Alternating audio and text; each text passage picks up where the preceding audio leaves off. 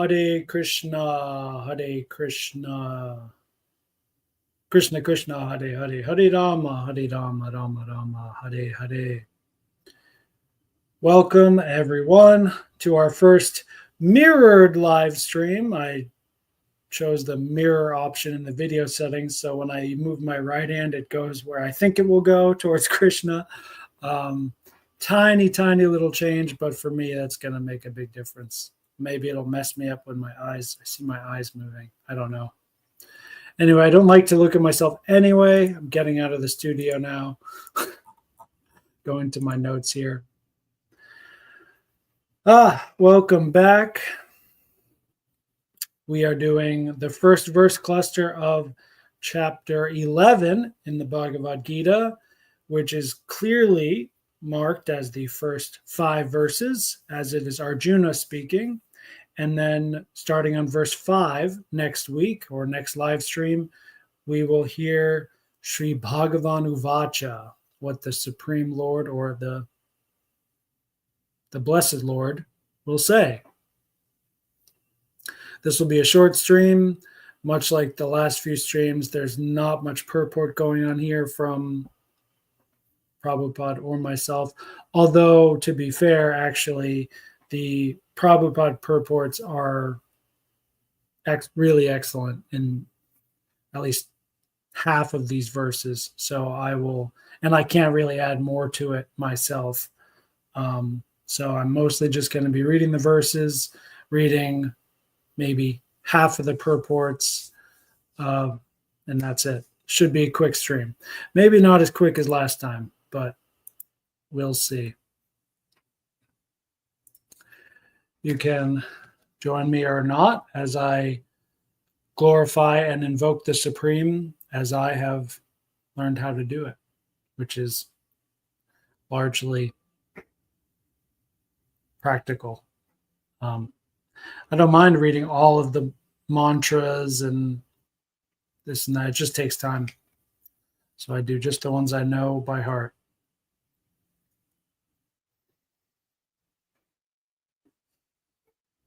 Om Namo Bhagavate Vasudevaya. Om Ajnanatimirandasya Jnananjana Salakaya Chakshurunmilitam Yena Tasmai Shri Gurave Namaha.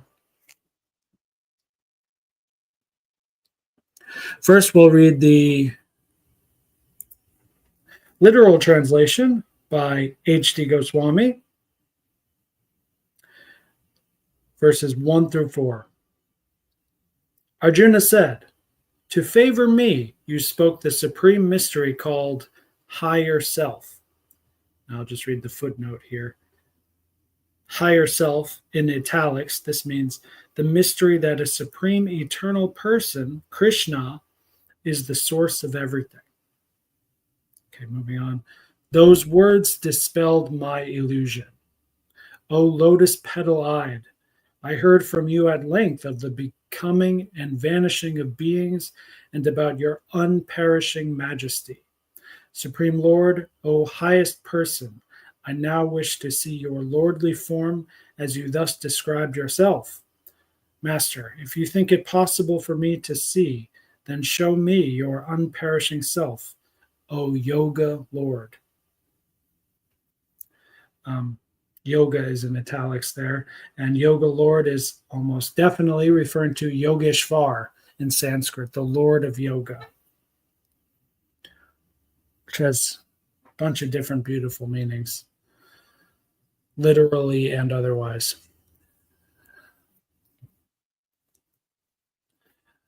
Okay, that's pretty much it for that. Moving on to Srila Prabhupada's translation and purports. Verse 1. Oh, I should also say, chapter 11 is called the universal form, which already in the first few verses we're talking about here.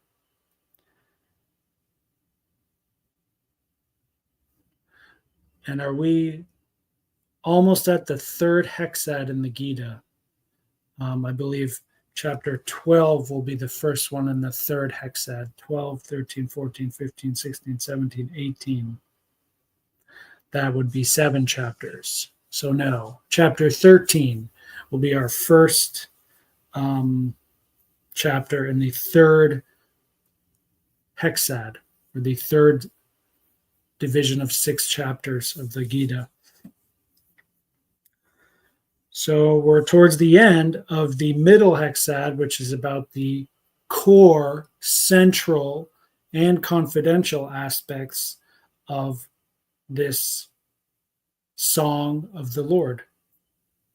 Okay, verse 1. Arjuna said, I have heard your instruction on confidential spiritual matters, which you have so kindly delivered unto me, and my illusion is now dispelled. Purport has 2 paragraphs. The first one I will read now, verbatim. This chapter reveals Krishna as the cause of all causes. He is even the cause of the Mahavishnu. And from him the material universes emanate. Krishna is not an incarnation. He is the source of all incarnations. That has been completely explained in the last chapter. That's a really important purport for me, because I am still not convinced. I do take that on faith that that is true, what Prabhupada has written here. But for me, completely explained the source. It's hard for me to. It's just hard for me to really see and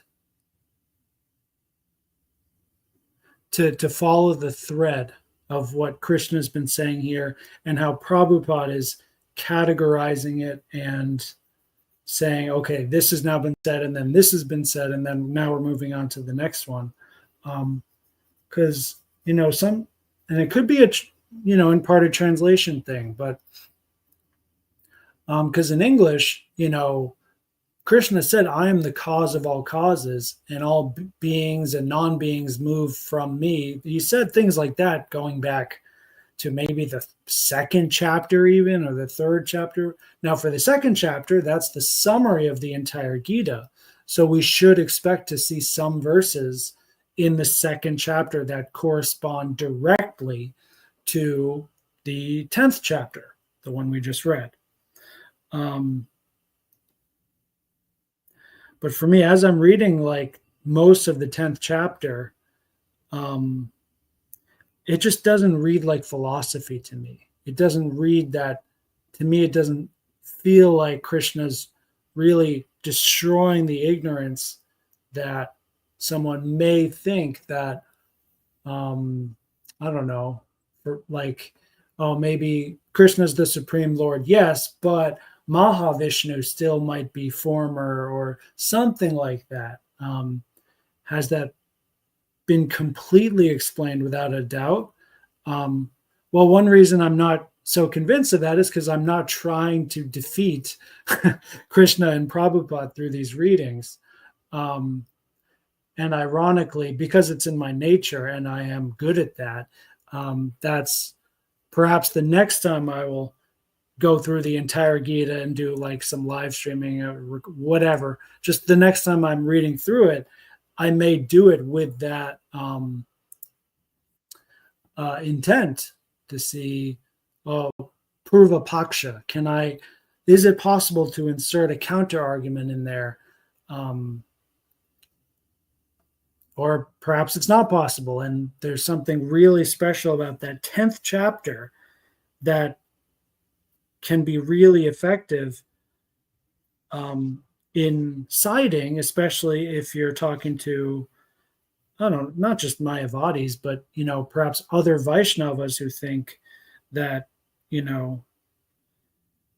Krishna is God, but he's not the primordial source God from which that even Vishnu comes from, and something like that.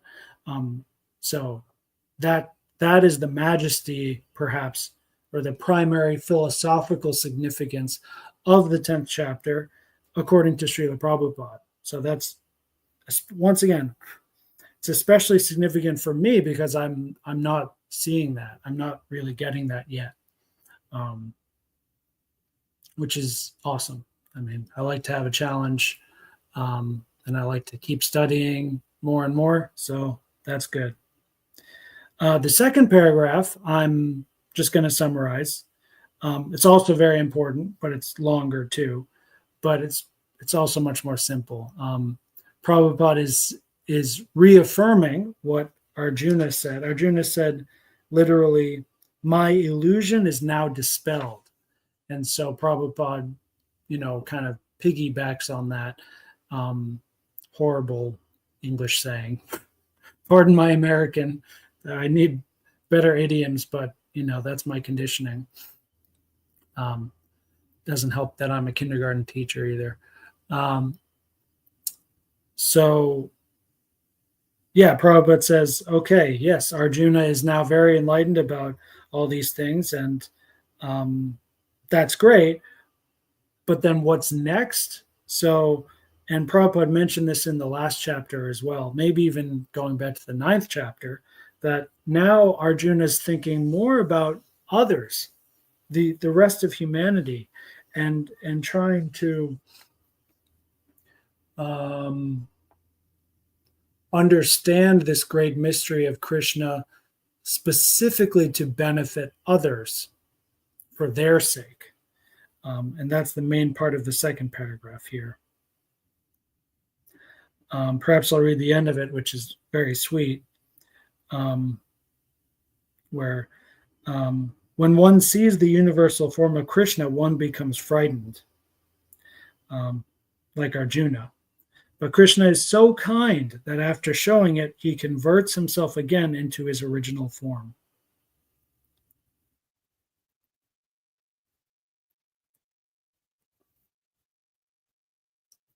Yep, that's good enough for me.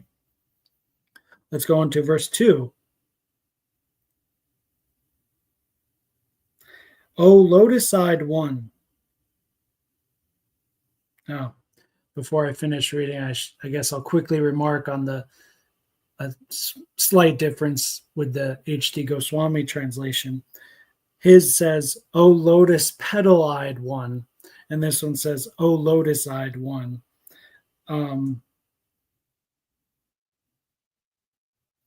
Kamala Patraksha. So Kamala is lotus, and then Putra Patra. I think and Patra means leaf or petal. So I do think that is a more literal translation to say lotus petal-eyed one. The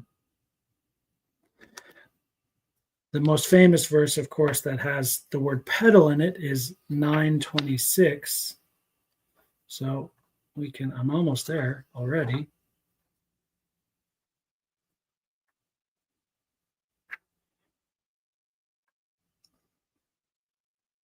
Patram pushpam palam. Yeah, patram, leaf. So once again, these sorts of translational differences that I go on and on about I'm precisely kind of going on a lot about them because they don't really matter. It's not a real serious contest between, for instance, Srila Prabhupada and H.D. Goswami, or me, or Garuda Das Kaviraj, or anyone else who's translating and purporting this Gita. For words like, oh, lotus-eyed or lotus petal-eyed, it's very mundane.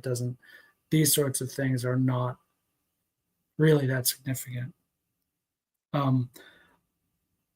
The benefit of calling it lotus-eyed is it sounds better. It's more succinct.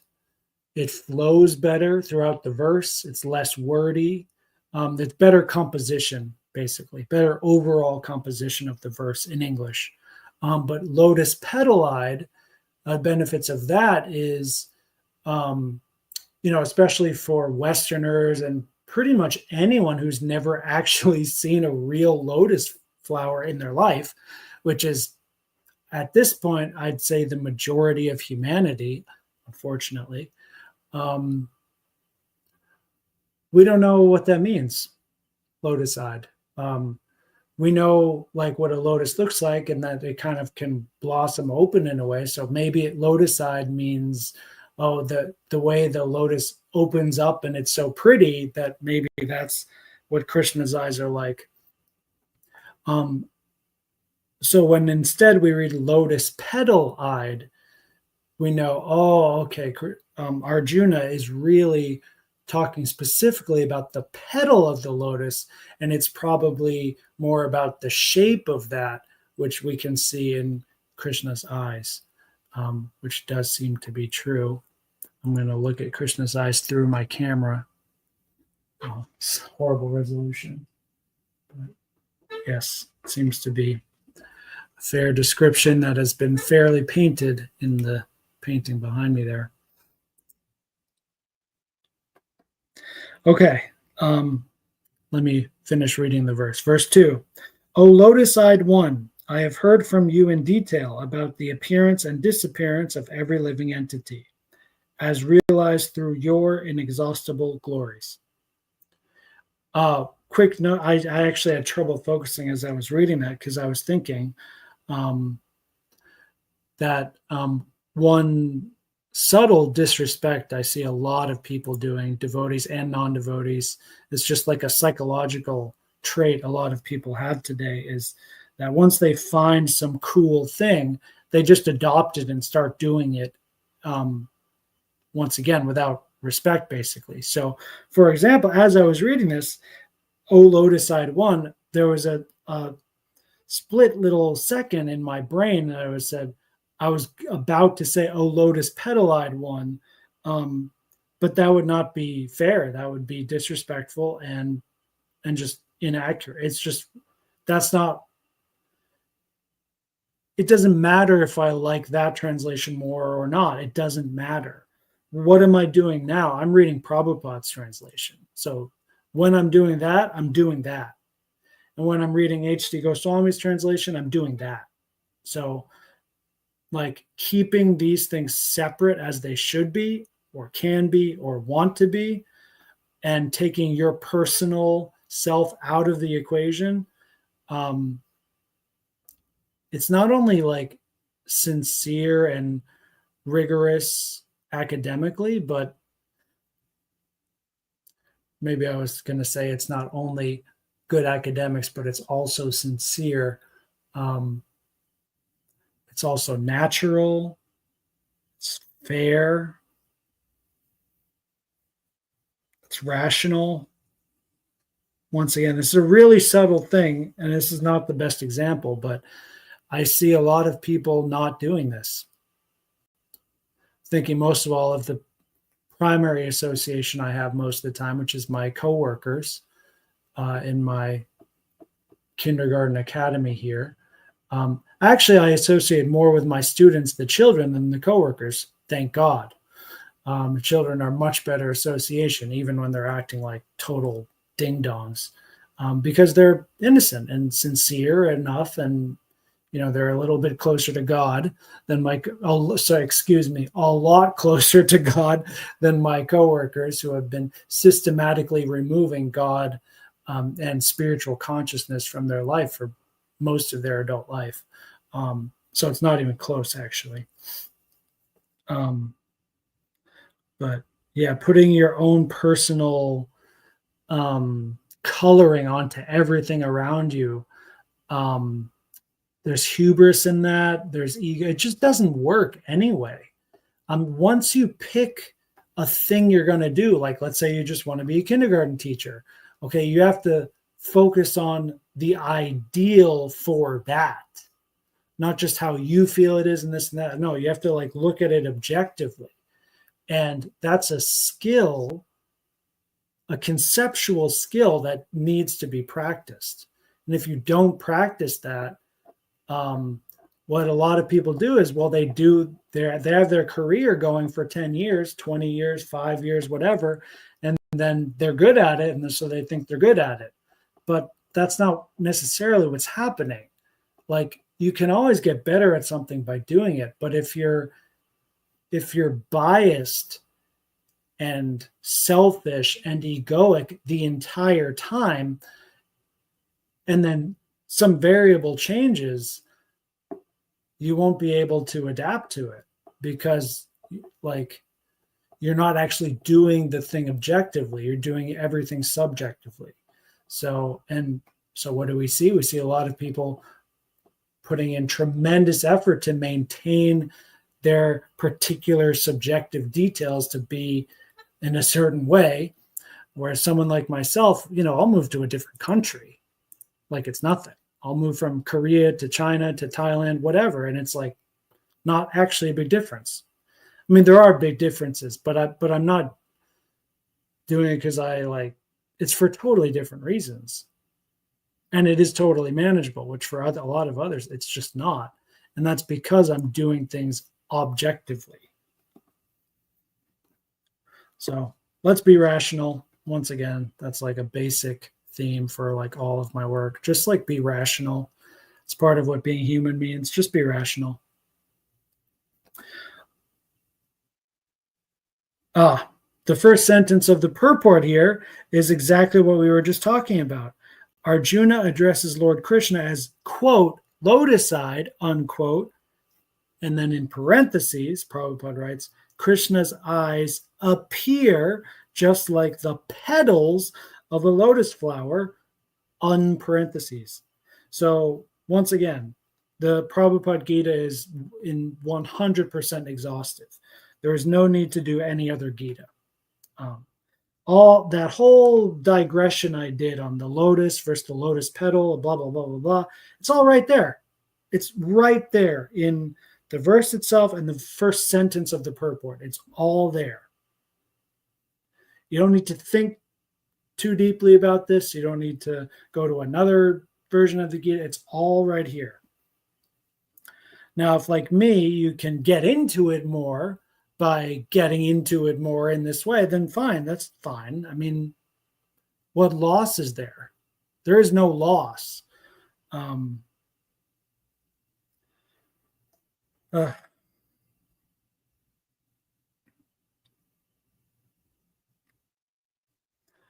So yeah, Arjuna knows Krishna is amazing. This is me doing the purport to the purport now.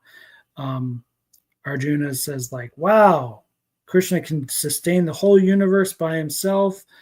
He's the source of everything. This is so incredible. And further than that, Krishna is aloof from everything. Krishna's personality is not lost, although all pervading throughout the entire universe. So this is inconceivable. And it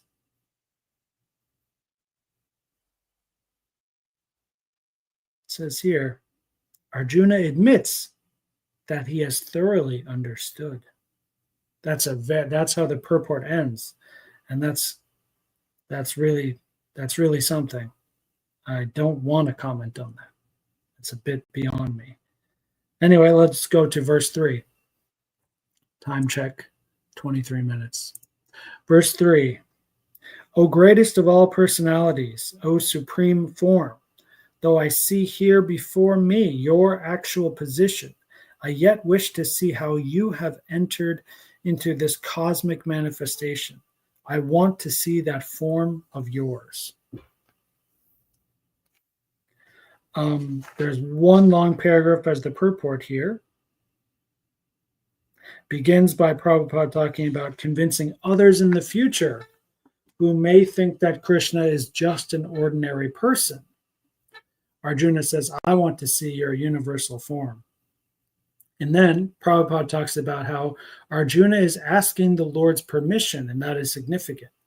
In English, when we say permission, that typically means something a bit more explicit, which you don't see in the translation.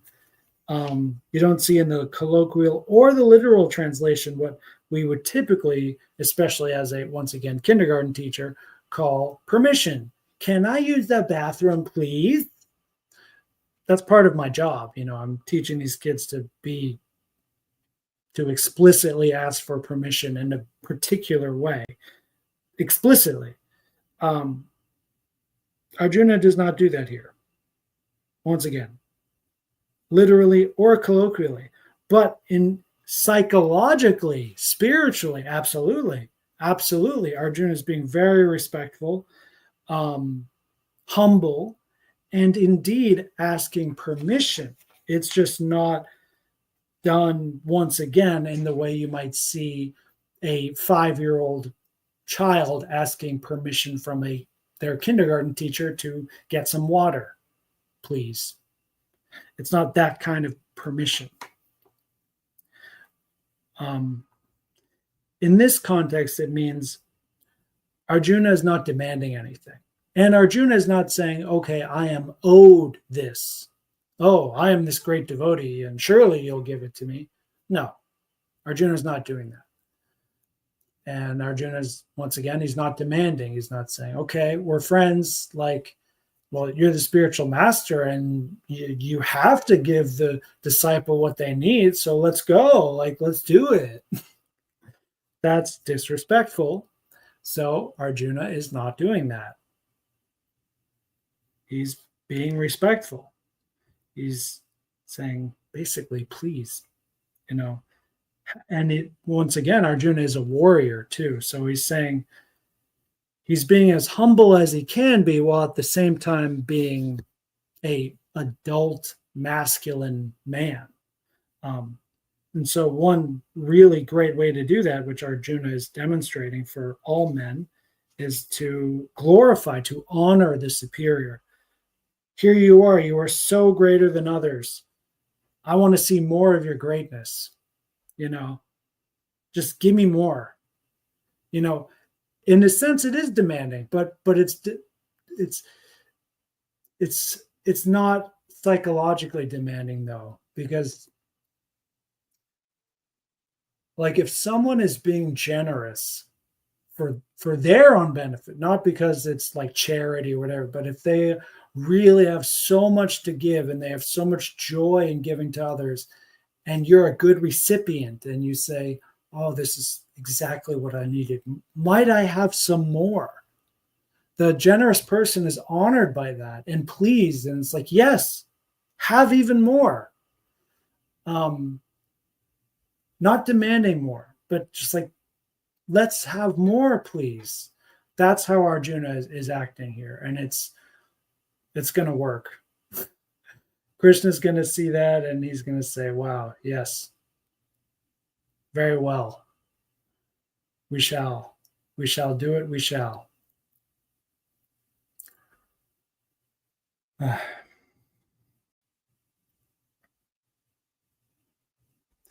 Also significant, Prabhupada mentions, so once again, he wants to see the universal form to convince others, and that Arjuna does not have a personal desire for confirmation. Because if he did, and like many of us do, Krishna may not reciprocate with that, because it's disrespectful. It's disrespectful to say to Yogeshwar, to the Lord of yoga and all mystical opulences and whatever, and just say, yo, wouldn't it be cool if you could like show me that universal form? It'd be sweet, bro. Be sweet. We'd have a high five after. And it's like, no. It's not, it's a precious thing. And that kind of personal desire is not, I mean, what guarantee do you have that such a desire is not entirely ahankara? When I say personal desire, I mean, I'm not assuming anything. I'm not assuming that's entirely ahankara or entirely not ahankara and pure atma desire. Either way, it's not as noble a desire as Arjuna in this case saying, please let me see this universal form so that others may benefit in your glory and your devotion and so on. And Krishna says, yeah, yes, this is a good idea. And of course, and Prabhupada admits this here, Krishna already knows. Krishna is inside Arjuna as Paramatma. So Krishna already knows what Arjuna is asking, why he's asking, what Krishna's response will be or not be. He already knows all this. So we're going through the motions. And this is a noble desire. Now, why is this especially practical and significant? Because in the future, there would be so many imposters who would pose themselves as incarnations of God. The people, therefore, should be careful. One who claims to be Krishna should be prepared to show his universal form to confirm his claim to the people. I was reading from Prabhupada there. And once again, perfect wording. It says, be prepared to show. That doesn't mean that he'll just show it when anyone asks, because that's not what Krishna does, because that's not a good thing to do. Some people are asking in the wrong way. They don't deserve it. They don't want it, or whatever. They're cheating, trying to cheat God or whatever. There's so many reasons, millions and billions of reasons why Krishna is simply not showing his universal form, even to the demigods. What to speak of humans? What to speak of sinful devotees like me? I mean, like, I'm trying, so I give myself credit for that, but I'm not a pure devotee. And Krishna is probably saying no to some of his pure devotees who want to see the universal form. Not because Krishna's mean, but because it's just not tasteful thing to do. Most of the time, all the time. No, only some of the times. It's good to do something like that, which is very mystical, rare, sacred, precious, and so on, even for a pure devotee. I mean, think about like Prabhupada, for instance. I mean, how many times did Prabhupada say, even just in his mind, oh, dear Krishna, please let me see your universal form? Maybe almost never. Maybe Prabhupada never needed or even wanted to see that universal form, because it would not benefit him. It would frighten him too much, and maybe the taste wasn't there to see that form. So the thought never came up. And if that's true, then there's no problem, no problem for Prabhupada, no problem for Krishna. These, they can still reciprocate in divine love in so many other ways. There's no loss whatsoever.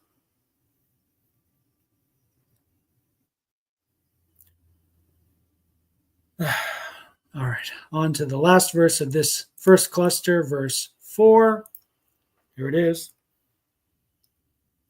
If you think that I am able to behold your cosmic form, O my Lord, O Master of all mystic power, then kindly show me that universal self. Here, Arjuna addresses Lord Krishna as Prabho Yogeshvar, O Lord, the Lord of all mystic power. Like Yogeshvar Prabhu. That was, sorry, maybe it's a wrong way to laugh, but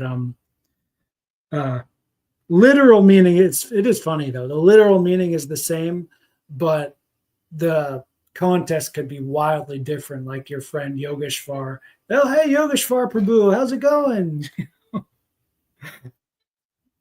Arjuna is not. Arjuna is using the same words, but in a very different context. But the meaning is still the same. Prabhu or Prabho. Prabho here, Prabhupada literally translates as "O Lord,"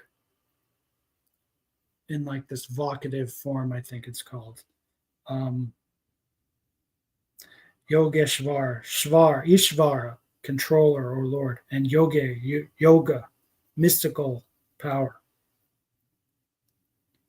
Darshaya, show, or darshan, similar word. Atmanam, yourself, eternal. Only notes I had for verse 4 is purport. So maybe I'm supposed to read the purport now. It is said that one can neither see, hear, understand, nor perceive the Supreme Lord Krishna by the material senses. But if one is engaged in loving transcendental service to the Lord from the beginning, then one can see the Lord by revelation. Skipping ahead. I said I would read it. I'll just read it. Every living entity is only a spiritual spark. Therefore, it is not possible to see or to understand the Supreme Lord. Arjuna, as a devotee, does not depend on his speculative strength. Rather, he admits his limitations as a living entity and acknowledges Krishna's inestimable position. Arjuna could understand that for a living entity, it is not possible to understand the unlimited infinite. If the infinite reveals himself, then it is possible to understand the nature of the infinite by the grace of the infinite.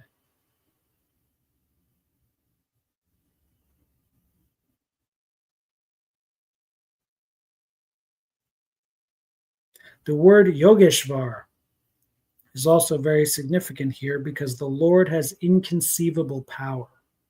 If he likes, he can reveal himself by his grace, although he is unlimited. Therefore, Arjuna pleads for the inconceivable grace of Krishna. He does not give Krishna orders. Krishna is not obliged to reveal himself to anyone unless one surrenders fully in Krishna consciousness and engages in devotional service. Thus, it is not possible for persons who depend on the strength of their mental speculations to see Krishna. The key theme of that verse, and perhaps that purport, and perhaps that verse and this whole verse cluster, I think, would be grace. Arjuna basically says here, I have received this incredible grace from the Supreme Lord that has dispelled my illusions completely. And now I'm humbly daring to receive just a little bit more grace to see the universal form, not for me, but for the benefit of others. And by others, this means thousands of years in the future, possibly millions of people who might read this dialogue, or possibly millions of years in the future and billions of people. Jai Shri Arjuna, or should I say Srila, or Arjuna Prabhu.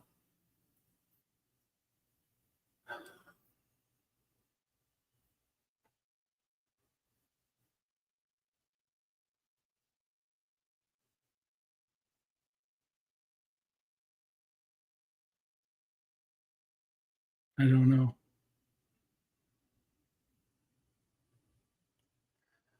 Let's see if Google knows.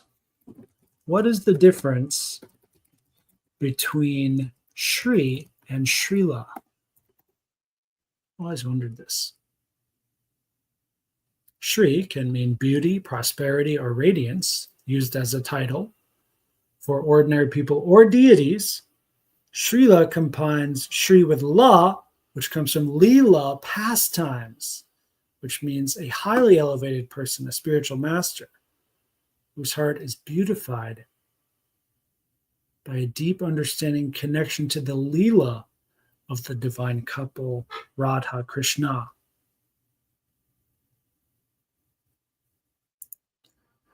So Srila is greater than Shri. For some reason, all these years, I thought it was actually a minor thing, a little bit lesser, because we say Shri Krishna. Why not Srila Krishna? But it seems the truth may be opposite.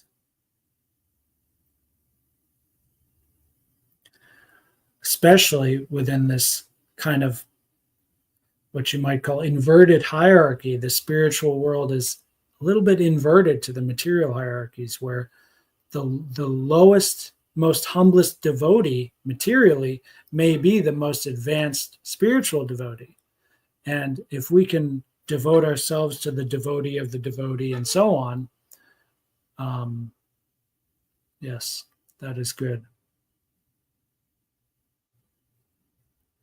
Srila is a more complex term, adding the element of spiritual realization related to divine pastimes to the simple, respectful meaning of Sri. I think Srila we can use for Arjuna. And do we call him just Srila Arjuna? I think that's pretty good, because it indicates the one Arjuna, as opposed to the so many other Arjunas that came later and perhaps today, like our friend Arjuna Das. We'd call him Arjuna Prabhu or Arjuna Das and so on. But for this Arjuna, I will call him Srila Arjuna. I think that is fair.